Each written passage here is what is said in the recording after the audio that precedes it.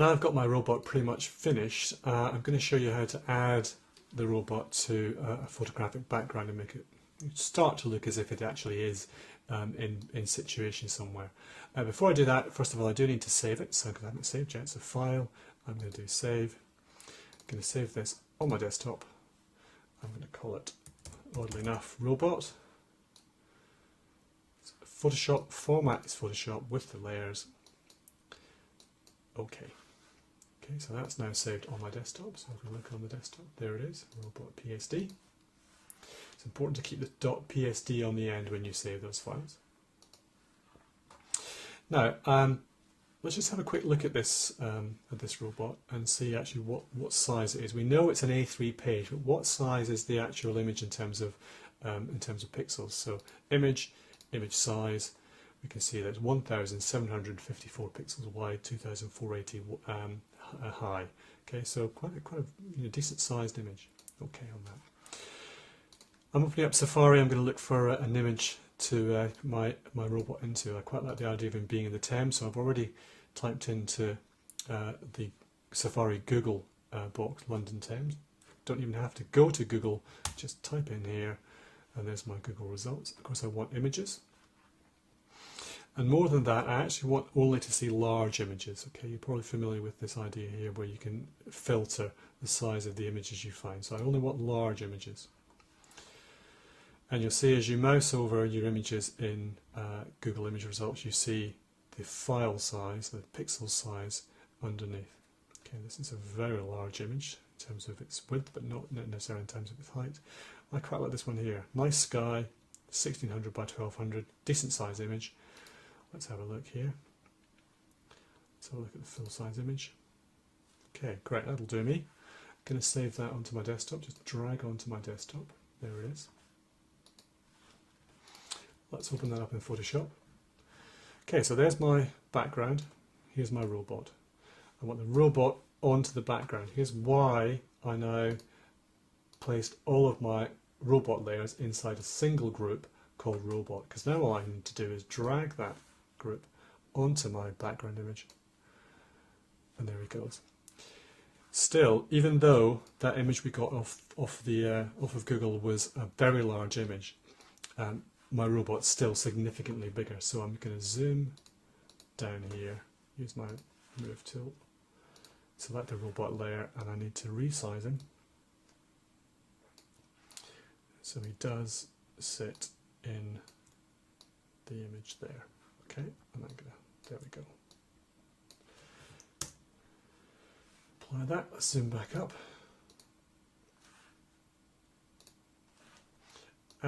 Now, there we are. He's inside the background image. He's on the Thames.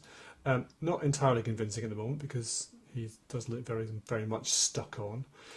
So I'm going to just adjust this so that he looks a little bit like he is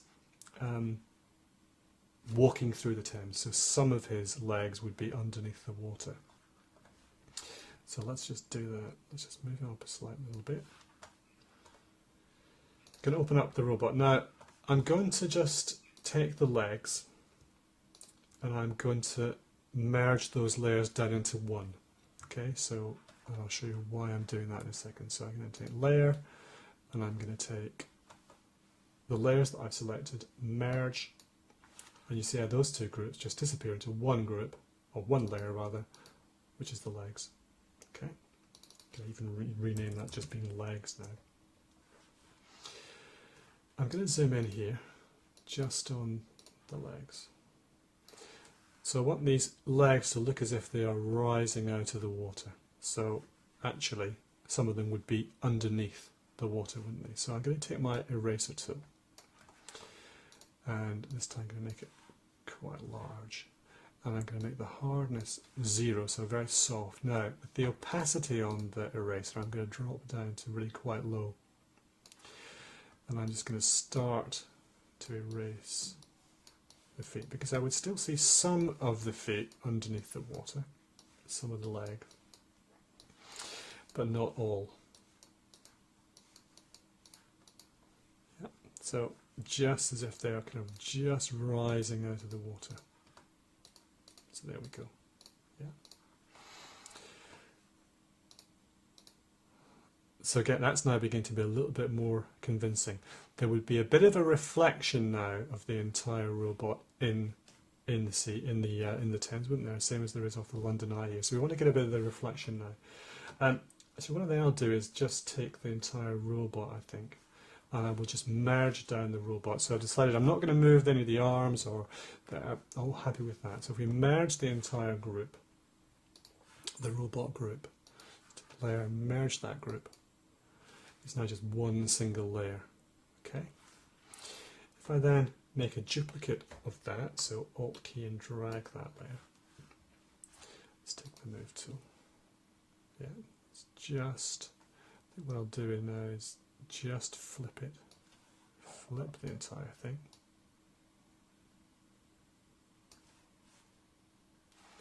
And let's just take it off the page slightly. There we go. And let's just drop the opacity on that down way down.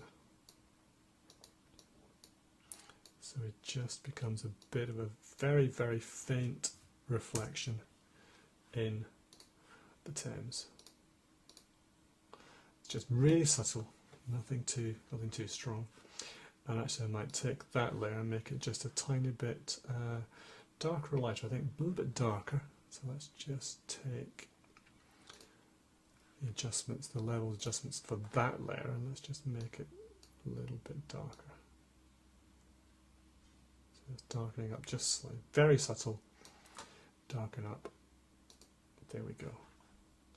Now because the objects are clearly photographed in a different kind of light to the background, what can be helpful sometimes is actually if you change the entire colour cast of the entire object. So if we desaturated the entire image, let's just take and desaturating the background. Let's take the entire object and let's desaturate him also. Edit image adjustment. So we need to select, merge those two. Let's just keep them separately for now. Adjustments, desaturate. Do the same thing for object. Now, because they're all black, everything's black and white, it starts to be a bit more convincing in terms of the actual robot being in the same physical space as the background. So there's how we add our robot into a background.